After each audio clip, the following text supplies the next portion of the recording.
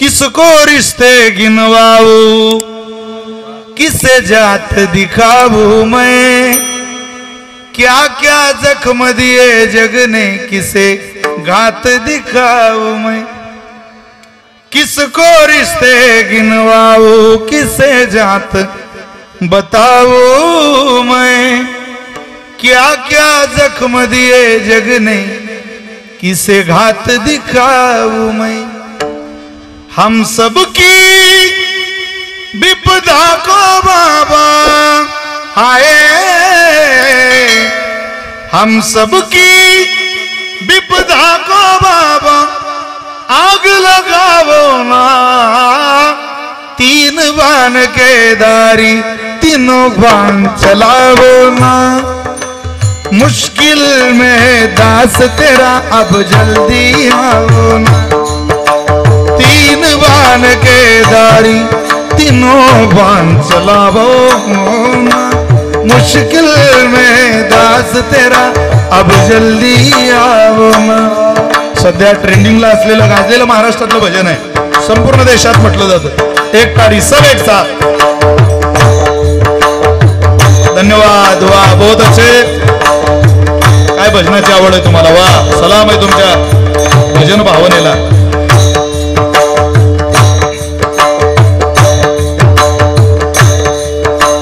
तीन बाण के दारी तीनों बाण चलाओ ना।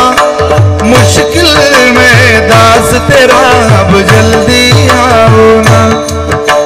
हारे के सहारे बाबा, हारे के सहारे, हारे के सहारे मेरी हर हराओ ना। तीन बाण के दारी तीनों बाण चलाओ ना। मुश्किल में दास तेरा अब जल्दी आओ ना। तूफानों ने घेर लिया मुझे राह नजर न आवे। तुम बिन मेरा कौन जो मेरी बाह पकड़ ले जाए। तूफानों ने घेर लिया मुझे राह नजर न आवे। तुम बिन मेरा कौन जो मेरी बाह पकड़ ले जावे। बिन कुछ पूछे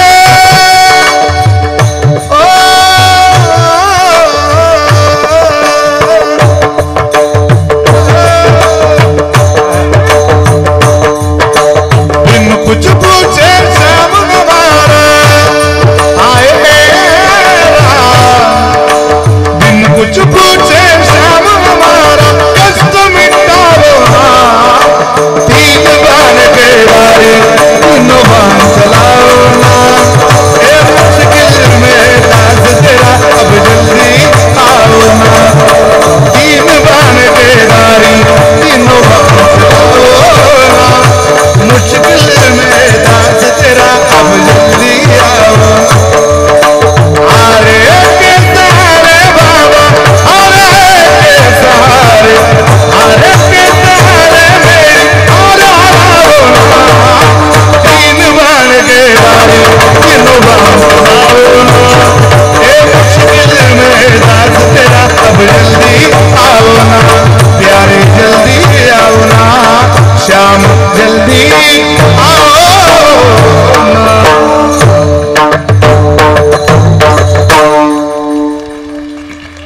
अरे काय जगाला आवाज देता गेवराईकर, जगाच्या मालकाला आवाज द्या, धावून येईल तुमच्या करता। यातलं नाही येत कोणी धावून। अरे धावून येण्याची तर लोक वाट पाहत होती। परवा प्रेत यात्रा चालू होती, त्या प्रेत यात्रेत एक घुसला। अरे बापरे म्हणे काय गर्दी हो, संपलंय माझं कीर्तन बरं का। काय गर्दी हो, कोण वारलो तुम्हाला? ते 4 खांद्यांच्या जो वरती आहे ना, माझ्या अंदाजानं तोच वारला। अरे म्हणजे तुला उत्तर देता येतं का, कळतं का तुला काही? तो पुढे गेला, कोण वारलं कोण वारलं कोण वारलं? समोर एक जण चालत होता, त्याच्या उजव्या हातात मडकण, डाव्या हातात कुत्रं होतं। तो म्हणे राम राम राम राम। कोण वारलं? बायको वारली। मडक विधी, कुत्र तेच तिला चावलं म्हणे। आता इतक्या अडचणीच्या काळात आपल्या मदतीला जो धावून येतो त्याला घरी कसं ठेवू, म्हणून मी आपलं सोबत आणलं त्याला। तो विचारायला आलेला म्हणे, का हो कुत्र तर कामाचा आहे राजा आहे, तुम्ही 2-3 दिवस आपल्याला एक कुत्र द्या. तो म्हणे येळा झाला का तू? हे मागच्या अंत्यविधीला नाही, निम्मे कुत्र्यालाच येलाय. तू रांगेत उभा राहा फक्त. रांगेत दुःख मिटवण्याची लोक वाट पाहत आहे, मिटत नाही. त्याच्याकरता सोसा दुःख मिटवल्याशिवाय राहत नाही. तुम्हाला एका उदाहरणाची आज जाणीव करून देतो आणि समारोपाच्या दिशेनं प्रवास करतो. तारीख घेताना काही पूर्ण अभंग सुटला पाहिजे असं ठरलं होतं का चाटे सर आपलं? तुम्ही काय क्लेम दाखल करू शकत नाही आमच्यावर. कोणा वेळ संपली कीर्तन संपलं त्याला काय. जसं महाराष्ट्रामध्ये पंढरपूरला दिंड्या जातात तसं जगन्नाथपुरीला दिंड्या जाण्याची पद्धत आहे. जगन्नाथपुरीला दिंडी चालली आणि जगन्नाथाला दिंडी जात असताना त्या दिंडीमध्ये एक सज्जन नावाचा वारकरी सहभागी झाला होता. अत्यंत सदाचारी जीवन. सज्जन महाराज वारकरी झाले, दिंडीत सहभागी झाले. गेवराईला दिंडी आली की जशी मुक्ताबाईच्या पालखी सोहळ्याची वाटप होते, 4 वारकरी आमच्याकडं, 5 वारकरी आमच्याकडं, 10 वारकरी आमच्याकडं, अशी वाटप करता की नाही तुम्ही? आता मला असं वाटतं आता भगवान महादेवाच्या दरबारामध्ये आपण सामूहिक भोजन ठेवतो. आधी वाटपच व्हायची. मी यावर्षी कीर्तन केलं गेवराईला पालखी सोहळ्यात. तळावर माझं कीर्तन योगायोगानं मला संधी भेटली होती तळावर सेवा करण्याची, गेवराईतच भेटली. काय झालं, तसं मुक्कामाची पद्धत तिथं अशी का वाटप व्हायची. रोज भजनाच्या आवडीत असलेले सज्जन महाराज वारकरी भजन करत चालायचे आणि भजन करता करता करता करता गाव आलं. समारोप झाला दिंडीचा. वारकरी विनंती करायला याचे गावकरी, आमच्याकडे जेवायला चला, आमच्याकडे जेवायला चला. एक साधक आला आणि म्हटलं महाराज आमच्याकडे चला, 2 घास जेवण करा, आराम करा, पहाट काकड्याला या. बरं बरं येतो. सज्जन महाराज त्यांच्याकडे गेले आणि थांबले मुक्कामाला. भोजन घेतलं, प्रसाद खाल्ल्याबरोबर झोप लागली. कष्ट केलेल्या माणसाला लगेच झोप लागते. भूक ना मागे चबानावर नींद ना मागे बिछाना. ज्या माणसाला ओरिजिनल झोप आली त्याला पाठ टेकली की झोप. त्याला ओरिजिनल भूक लागली ताट पुढं आलं की जेवण. ज्या बाईच्या हातात दिवसभर रिमोट आहे ती बाई रात्री म्हणते मुझे नींद नाही, मुझे चैन नाही. तू कापूस ये जरा, 3 दिवस झोपशील 3. तुला उठवायला इंजेक्शन देणं पडेल, उठून काऊन नाही राहिले बाजून. अरे कष्ट माणसाला झोपवता, आराम माणसाला जाग ठेवतो. सज्जन महाराज दिवसभर राबलेली झोप लागली त्यांना. मध्यरात्रीला त्या घराच्या मालकीने दार उघडलं आणि सज्जन महाराजांकडे आले. महाराज उठा, तुम्ही घरात आले तेव्हापासूनच तुमच्याकडं माझा डोळा होता, तुम्ही माझा स्वीकार करा. सज्जन महाराज म्हटले अगं कोण तुला श्री म्हणेल? घरात तुझा नवरा झोपलाय आणि तू मला आवाज देते. तुझ्या इतकी नालायक बाई माझ्या आयुष्यात कधी पाहिली नाही. अगं तुझ्यापेक्षा तर एखादी वेश्या बरी, जे तिचा व्यवसाय तरी थाटू नये. तू सोंग करते. जा निघून जा. ती म्हणे मला हात लावायला तुम्हाला माझा नवरा अडचणीच आहे. आत गेली, पलंगाखालचा कोयता काढला. गेवराईकर सज्जन महाराजांना आवाज देऊन नवऱ्याचं मुंडकं तोडून टाकलं. महाराज रक्ताचा पाठ व्हायला लागला. थरथर थरथर थरथर थरथर कापायला लागले. लटलट कापणाऱ्या सज्जन महाराजांकडे ती बाई परत आली. ती म्हणे महाराज ज्याचा धाक होता तो गेला, आता माझा स्वीकार करा. केसाला सुद्धा तुमच्या धक्का लागणार नाही, तुमच्यावर आरोप सुद्धा होणार नाही, नाळही येणार नाही. ते म्हटले जी शरीराची भूक भागवण्याकरता जी बाई स्वतःच्या नवऱ्याला संपवू शकते, त्या नालायक बाईच्या नादाला मी लागून काय करू? आग लाव तुझ्या सौंदर्याला. मी मात्र तुझ्या घराच्या बाहेर पडतोय. बाहेर जशी पडली तशी आरडा ओरड केली. त्या बाईनं गाव गोळा केलं. देव जग खरा खोट्याचा निवाळा करत नसतं महाराज. काय खरं काय खोटं याच्या भांड्यात माणसं पडत नाही. माणसं दुसऱ्याच्या आयुष्याचे न्यायाधीश आहे आणि स्वतःच्या आयुष्याचे वकील आहे. दुसरा गुन्हेगार आहे म्हणून माणसं शिक्षा देऊन मोकळे होतात. आणि मी गुन्हेगार असून सुद्धा मी गुन्हेगार नाही हे सिद्ध करण्याकरता सगळे माणसं वकिली करतात. तुम्ही मी दुसऱ्याचे न्यायाधीश आणि स्वतःची वकिली, यातच आपलं आयुष्य निघून जातं. मारला बाबा सज्जन महाराजांना, खूप मारलं. हाताला पायाला जखमा झाल्या, गाव लोकांनी मारले. राजाकडं आणलं सज्जन महाराजांना आणि त्या राजापुढं उभं केलं. सांगितलं महाराज असं असं कृत्य केलं यांनी. ते म्हटले चेहऱ्याकडे बघून काही वाटत नाही, पण कृत्य आहे, शिक्षा दिली पाहिजे. करे तुझा उजवा हात पुढं. उजवा हात पुढं केला, हातच तोडून टाकला महाराज. सज्जन महाराजांना इतक्या वेदना व्हायला लागल्या, हात तोडल्याच्या वेदना नव्हत्या. ते म्हटले मी प्रपंच करत होतो तोपर्यंत काहीच झालं नाही, आणि मी दिंडीत आलो आणि हात तोडला, म्हणजे याच्यापेक्षा तर ते बरं होतं. झालं का? खूप वेदना. ते म्हटले पण एवढी वारी करू आणि आपलं जीवन संपून टाकू, जगन्नाथपुरीला जाऊ, तिथं समुद्र आहे, समुद्रात आपल्या प्राणाची आहुती देऊ, एकदा डोळ्यानं जगन्नाथाला पाहू, भगवंताला पाहू, वारी मात्र आता चुकू द्यायची नाही. चालत राहायचं. भजन करण्याजवळ गेले. ते म्हटले बरं मागो, आमच्याजवळ चालायचं नाही, पाप केलं. मी नाही हो पाप केलं, करू द्या, मला भजनाची आवड आहे. राम राम दोन्ही अक्षरे, सुलभ आणि सोपारे, जागा मागिली या पहारे, शेवटीचे गोड त्याची खरे गा, रामकृष्ण वासुदेवा, जाणवी तसे जनासी. करू द्या मला भजन, भजनाचा आनंद आहे मला. तुला भजन करायचं पण माग इथं नाही, रथाच्या माग. काढून दिलं महाराज. सज्जन महाराज एकटे चालायचे, एकटंच देवाची आळवणी करायची, भजन करायचे.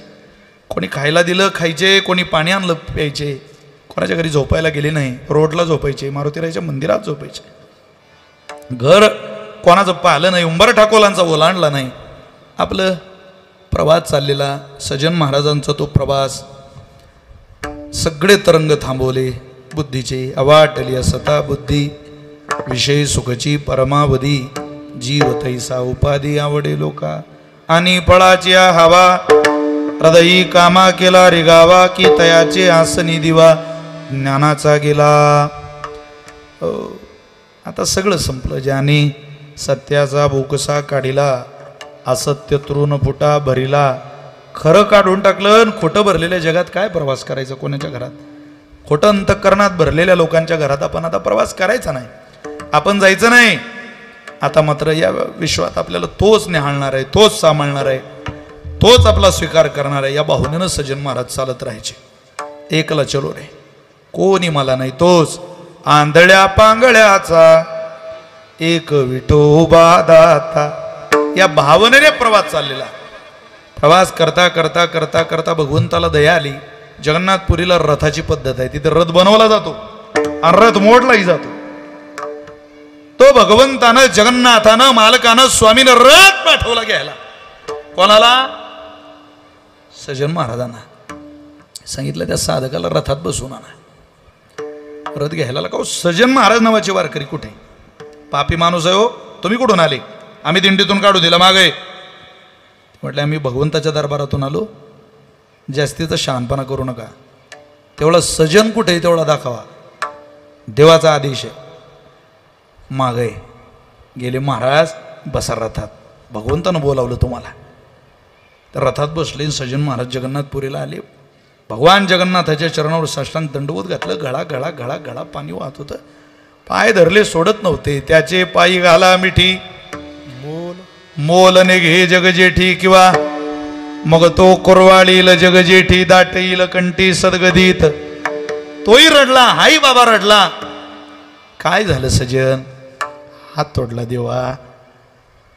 काही चूक होती रे? असं म्हणतात तेरी दरबार में देर है अंधेर नहीं, यहाँ किसी निर्दोष को कभी सजा मिलती नहीं और दोषी को कभी मुक्ति मिलती नहीं. मैं निर्दोष हूं फिर भी सजा, फिर भी हाथ कलम कर दिया हाथ मेरा. प्रभु तेरे दीदार के लिए ये बंदा हैरान है रे राम, तेरे दीदार के लिए ये बंदा हैरान है रे राम.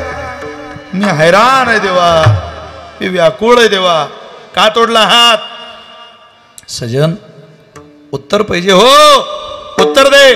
रथात बसवणारा तू आहे की हात तोडणारा तू आहे? हात तोडणाराही मी आहे सजन, आणि रथात बसवणाराही मी आहे. म्हणजे सजन, अरे हात तोडलाय तुझं कर्म आहे, तुझ्या समोरून गाय पडत जाते. काय पुढं तिच्या पाठीमागं कसाब, पुढं गाय मागं कसाब, पुढं गाय मागं कसाब. गाय तुझ्या जवळून पळत गेली, पळता पळता तू पाहिली. तुला माहिती नाही, येणाऱ्याने येऊन विचारलं काय कुठं गेली, तू बोलला नाही सजन, पण हात वरती केला आणि दिशा दाखवली. तुझ्या हाताच्या दिशेनं कसाब गायीपर्यंत गेला. त्यानं गायीला मारलं. गायीच्या मृत्यूला कारण तुझा हात होता. तुझा हात तोडला, हे तुझं कर्म आहे. वा देवा, माझं कर्म मला दाखवलं, तुझे आभार. पण का रे, हात तोडला सजनचा, बरं झालं. त्या बाईनं तिचा नवरा मारला रे. बाईनं नवरा नाही सजन, गाईनं कसाब मारला.